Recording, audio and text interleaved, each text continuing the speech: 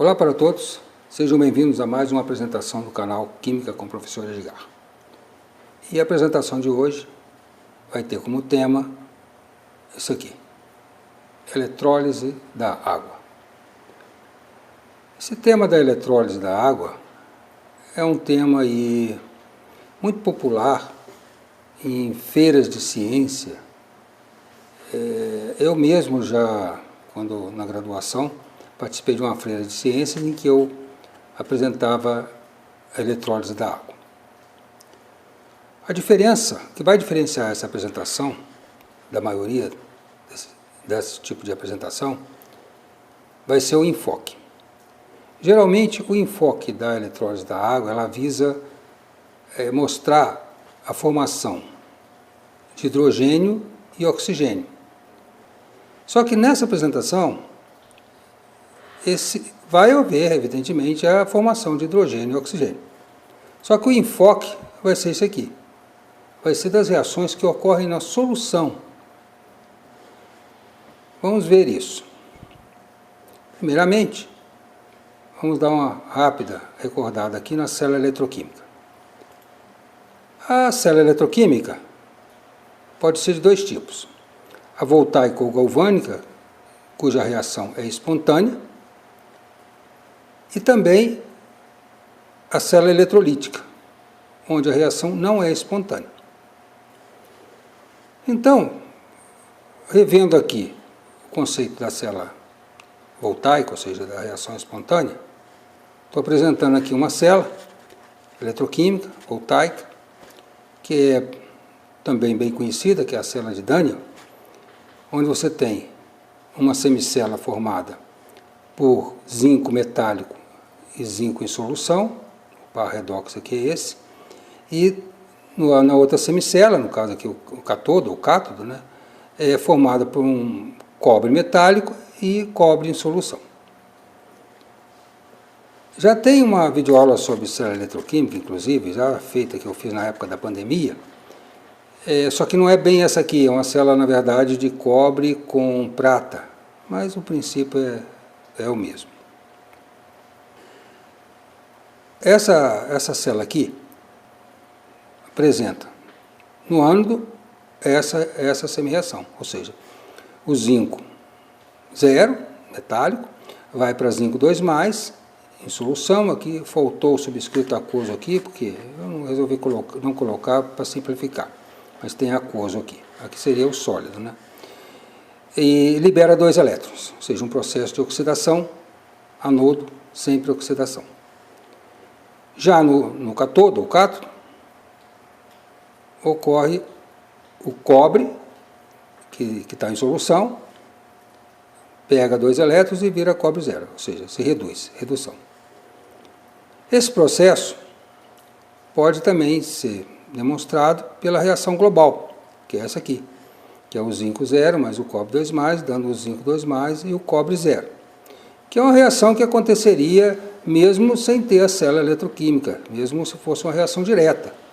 Se você tem uma placa de zinco e coloca numa solução que tenha cobre 2+, essa reação vai acontecer espontaneamente. Vai formar o zinco 2+ e o cobre 0. O cobre vai formar o cobre sólido.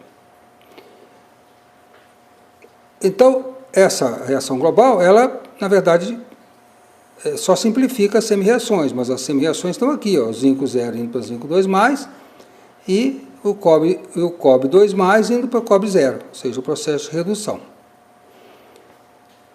Essa reação é espontânea e, bom, eu esqueci de falar aqui também, a ponte salina, né, só para recordar, é o dispositivo aqui que mantém o equilíbrio iônico entre as duas semicélulas, e esses elétrons que são trocados aqui passam pelo circuito composto por fios metálicos, né, que são condutores, possuem elétrons livres, né, são os condutores metálicos.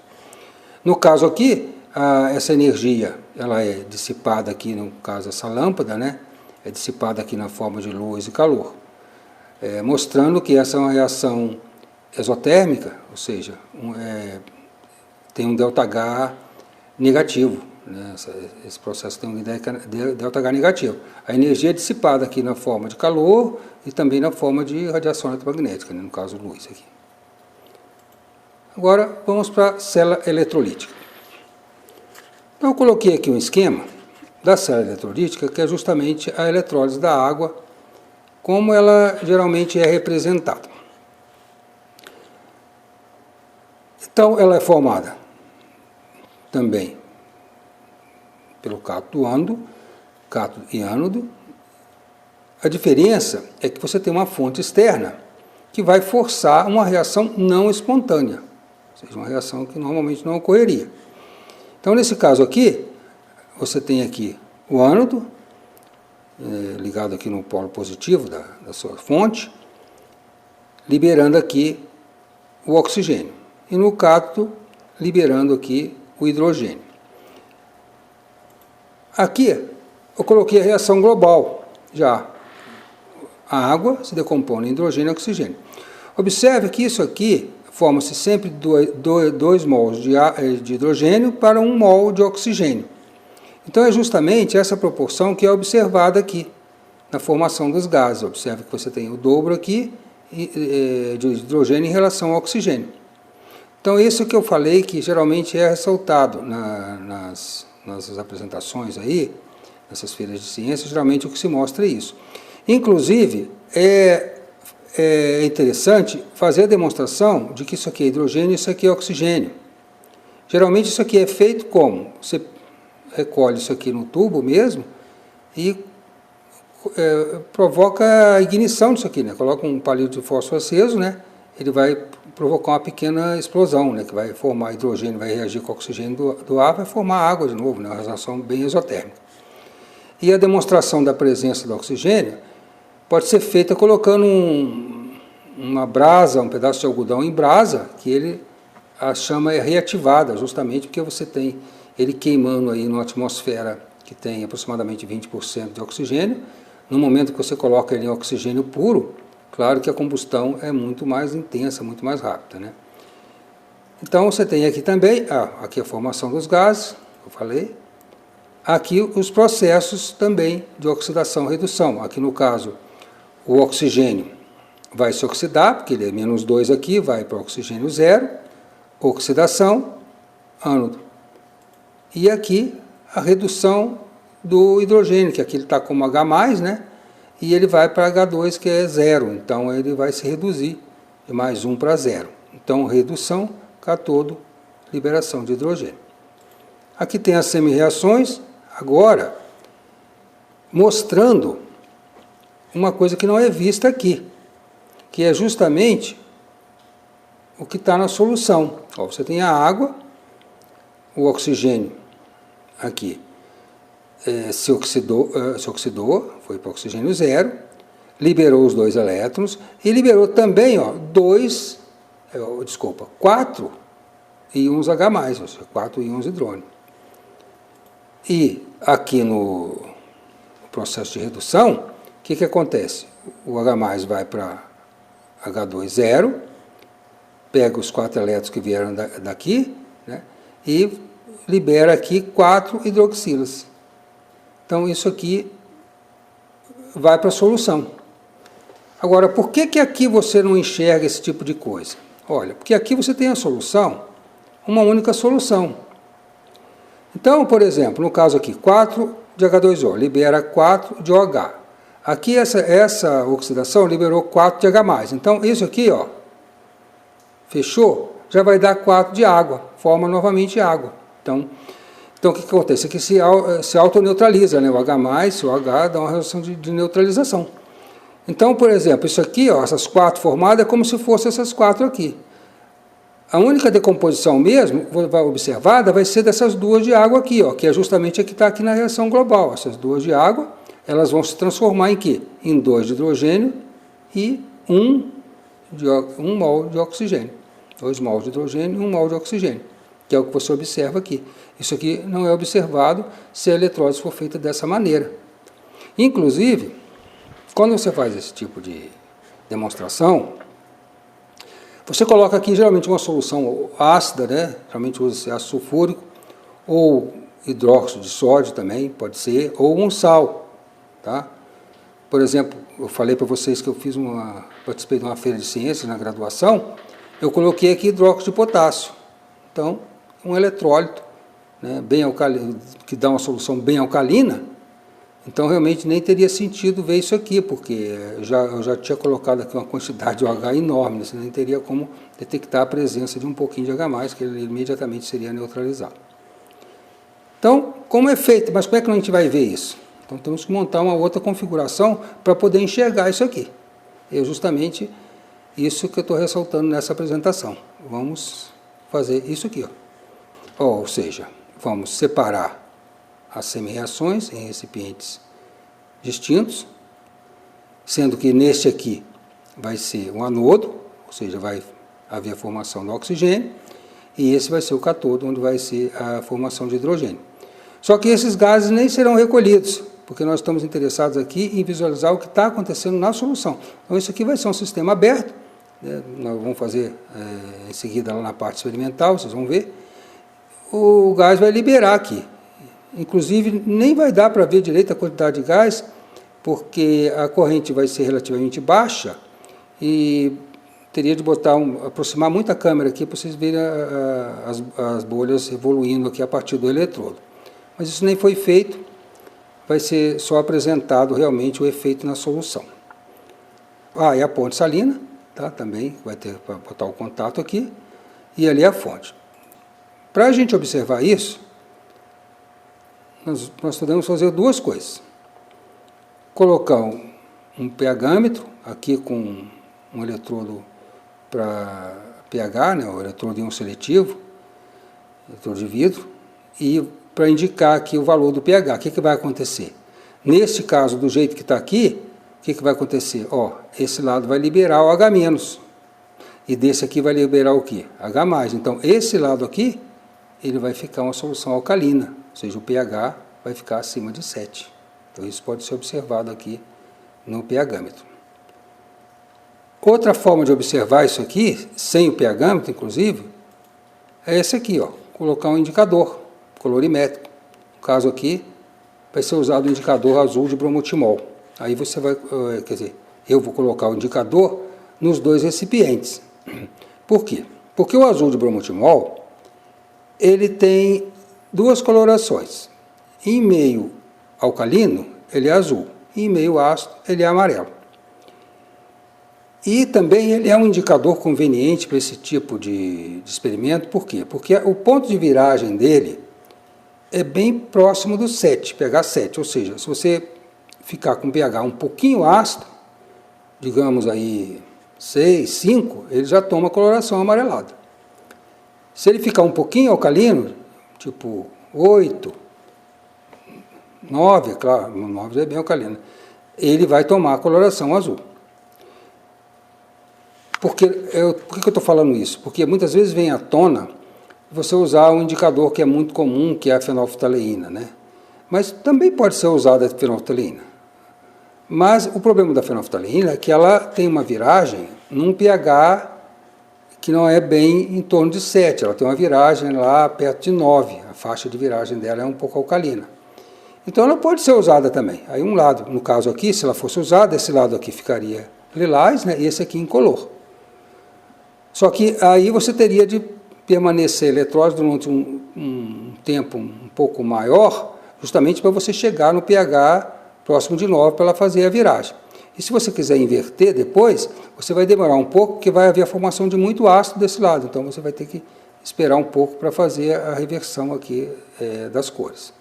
Então por isso eu usei o azul de bromotimol, que ele é mais rápida, vamos dizer assim, a viragem, né? E na demonstração dessa também tem que considerar a velocidade da reação, que se for uma reação muito demorada, né, já complica um pouco.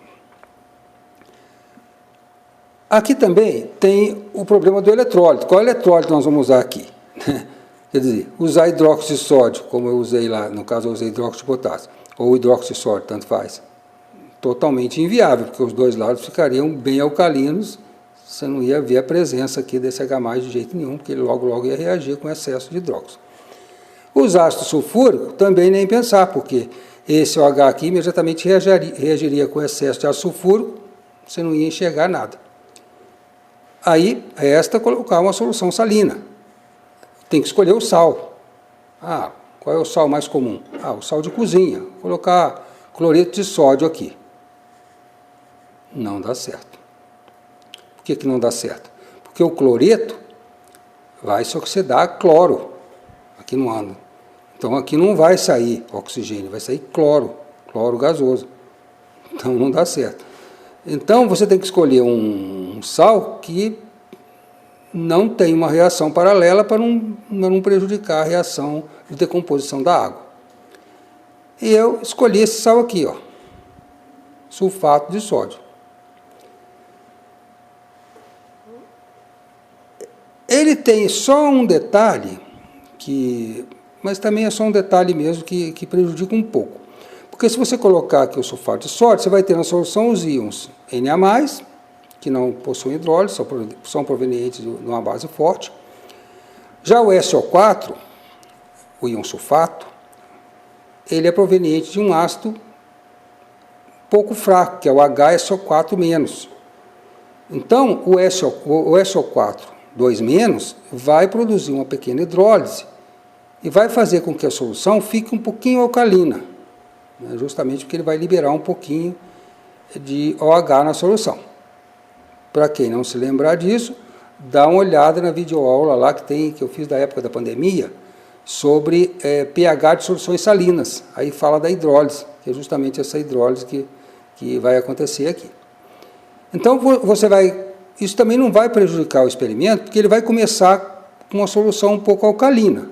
Então, no caso, se eu colocar, por exemplo, o azul de bromotimol, como eu coloquei, ela vai aparecer azul. Todas as duas vão iniciar o processo da forma azul, mas assim que começar a reação, uma delas vai ficar ácida e vai ficar amarela.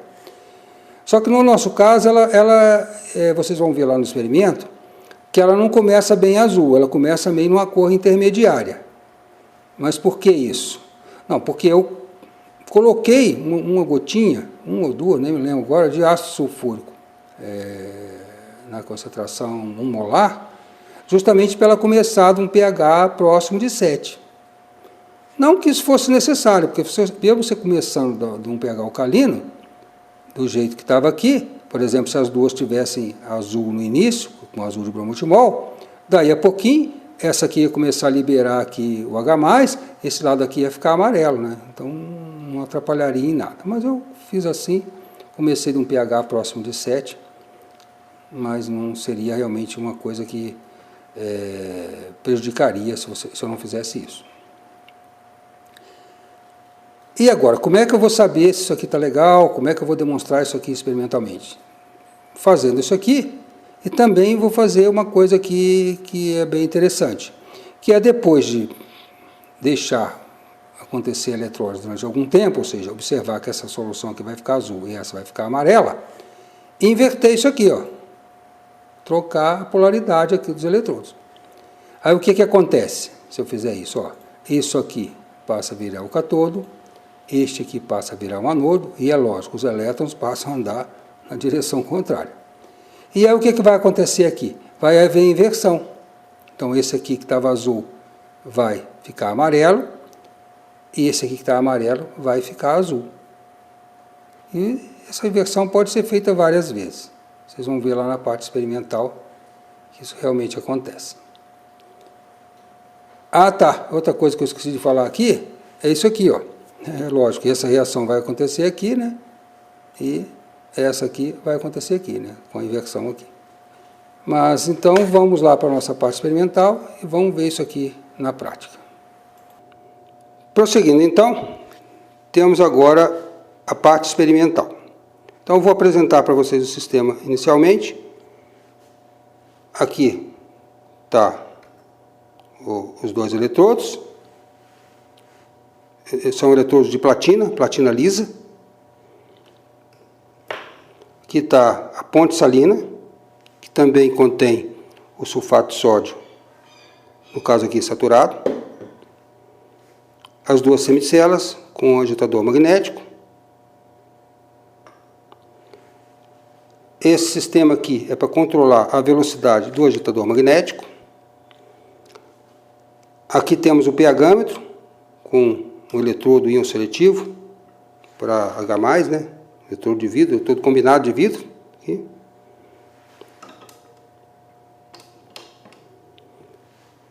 E aqui é o sistema que vai polarizar os eletrodos, vai jogar um potencial nos eletrodos para provocar as reações de oxidação e redução.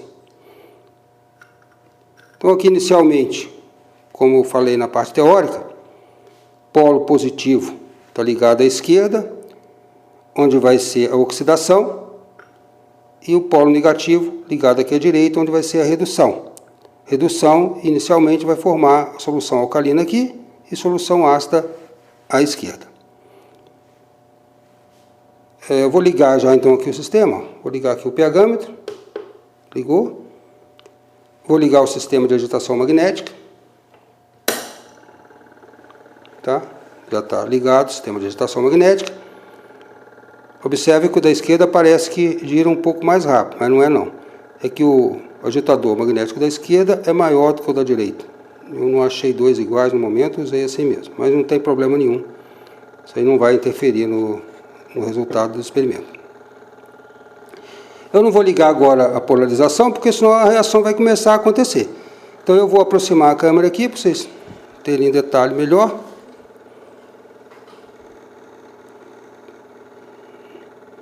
Aqui, tombar um pouquinho aqui. Vocês terem uma visão mais nítida da mudança de coloração. E também a visão ali do pH, indicado pelo pHmetro. Bom, então agora eu vou iniciar a polarização, vou ligar aqui o sistema. Pronto, agora iniciou. Vocês vão acompanhar aí a mudança de coloração. Observe que é bem rápido, já dá para notar a solução da direita se tornando azul, devido à formação aí da solução alcalina, e o da esquerda ficando amarelada, a solução se tornando ácida. Como eu disse na parte teórica, o indicador utilizado foi esse aqui, ó, o azul de bromotimol.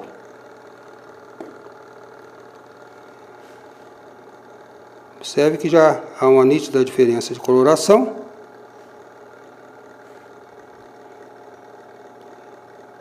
Eu não vou deixar a cor ficar muito intensa. Por quê? Porque senão você vai ter bastante OH desse lado e bastante H+ daquele lado. Aí quando eu for inverter, vai demorar a ocorrer a neutralização. Mas como eu quero demonstrar a inversão, eu vou parar por aqui, ó. Vou interromper então aqui a fonte corrente de polarização. Agora só está agitando, eu interrompi a fonte de corrente. Eu vou medir o pH da solução da esquerda, utilizando aqui o nosso eletrodo íon seletivo. Aqui ele está em solução aquosa mesmo, não tem problema. Então vocês poderão acompanhar ali a indicação do pH. Coloquei aqui, esperar estabilizar um pouco. O eletrodo de membrana sempre tem um tempo para estabilização, para uniformizar a solução que está encostada na membrana. Mas já é possível ver um pH lá, 5,59, 5,60, já é um pH ácido. Vou colocar aqui no eletrodo da direita, confirmar a solução alcalina na direita, ali no catodo. Então, limpei aqui. Eu vou ter que levantar um pouco, porque não tem uma base ali para colocar o eletrodo. Opa, está dando um mau contato lá, mas...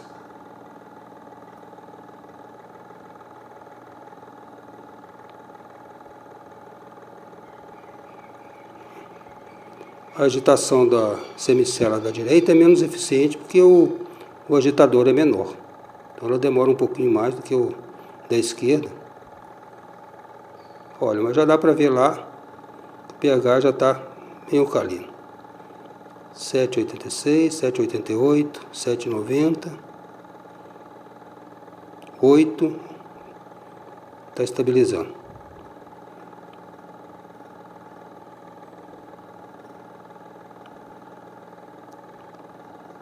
Vendo? Já está lá confirmado 8,36, 8,37. Demora um pouco a estabilizar mesmo, mas já dá para ver que ele está bem alcalino. 8,50, 8,52, subindo parece. Apesar de eu ter interrompido a corrente ali, talvez justamente o problema de homogeneização.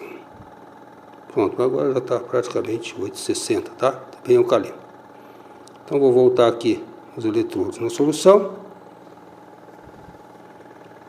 Dar uma limpeza aqui no eletrodo íon seletivo e voltar ele aqui para a água destilada que ele estava. E agora eu vou promover a inversão aqui. Então vou ligar, vou deixar desligado, vou fazer a inversão, depois eu ligo. Então agora esse vai ser o negativo e esse que estava negativo vai ser o positivo. Então aqui vai ser agora o positivo e aqui o negativo. Está invertido, apesar das cores não estarem condizentes. Então vou ligar agora a fonte. Pronto, está ligado. Agora vamos observar a inversão.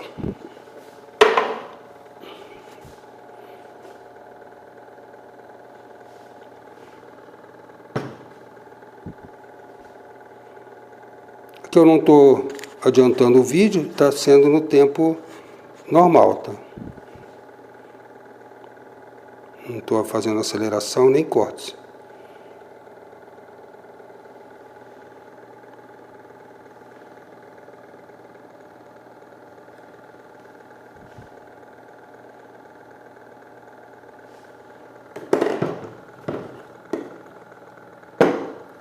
Você pode observar que bem nitidamente as cores já estão quase iguais. Passou para o ponto de viragem. Olha. Esse aqui já está se tornando amarelo.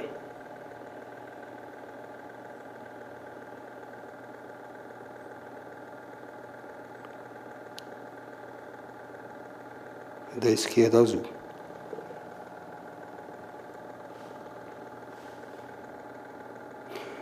Aqui pode ser usado outro indicador também, um indicador universal, por exemplo. Pode ser usado também a fenolftaleína. Só que, como eu disse, a fenolftaleína, ela vira em pH próximo de 9, a faixa de viragem dela. Então você tem que esperar um pouco para atingir aquele pH e fazer a viragem. Aí na hora da inversão, demora um pouco mais, porque você está produzindo um excesso de OH-, aí você tem que consumir todo aquele excesso para inverter o valor de pH, né? Então, por isso que eu usei o azul de bromogimol, porque ele tem uma faixa que é bem próxima de 7, né? O pKa dele é 7,1, se eu não me engano. pKa do indicador, né? pKin, né? Então, ele, observe que já houve a inversão. Cores bem nítidas. Isso é interessante para uma feira de ciências, por exemplo, porque você pode ir invertendo isso aqui durante um longo tempo, né? Então, você sempre vai ter pessoas passando que querem ver o experimento. Você pega e inverte aqui, ó. Vamos inverter de novo, ó. Porque os reagentes não estão sendo consumidos, né? Ou seja, consumindo um pouco da água que está liberando o gás, mas é uma quantidade desprezível, né? Na verdade, nem dá para ver as bolinhas dos gases evoluindo. Teria de aproximar muito a câmera. Talvez aumentar um pouco a corrente, que aí apareceria mais. Mas como o sistema apresenta uma resistência relativamente alta, devido ali à ponte salina, então precisaria colocar uma tensão muito alta ali para aumentar a corrente. E no caso aqui não precisa, porque essa demonstração pode ser feito com a corrente bem baixa mesmo. Na verdade, eu estou aplicando um potencial aqui até muito alto, que eu estou pensando aqui 26,6 volts. Na verdade, o potencial de decomposição é muito menor que isso. Eu estou tendo que aplicar um potencial maior, justamente por causa que eu preciso de um certo valor de corrente significativo para acontecer a reação.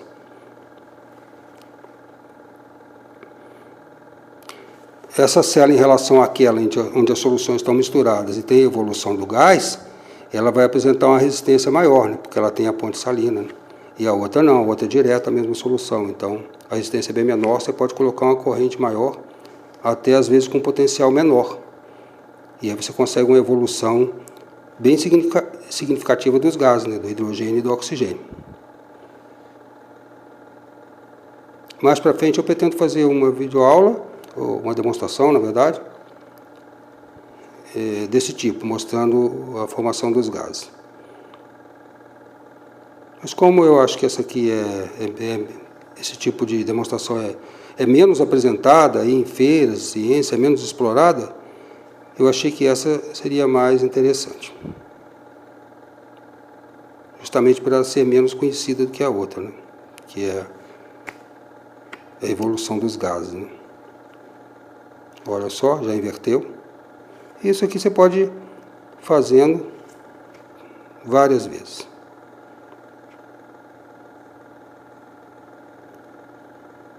Então é isso aí, a demonstração experimental é essa.